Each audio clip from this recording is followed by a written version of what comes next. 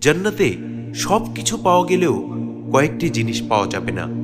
যেমন জান্নাতীরা সব সময় সুস্থ থাকবে, তারা চাইলেও কখনো অসুস্থ হতে পারবে না। জান্নাতীরা সব সময় যুবক থাকবে, তারা চাইলেও কখনো বৃদ্ধ হতে পারবে না। জান্নাতীরা চির আনন্দিত হবে, তারা চাইলেও কখনো তাদের বিচ্ছেদ হবে না। আর কোনোদিন তারা দুঃখে কষ্টে পতিত হবে না।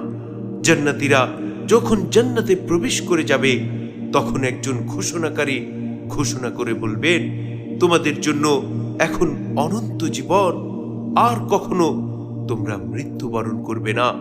তোমাদের জন্য এখন চির সুস্বাস্থ্য, তোমরা আর কখনোই অসুস্থ হবে না।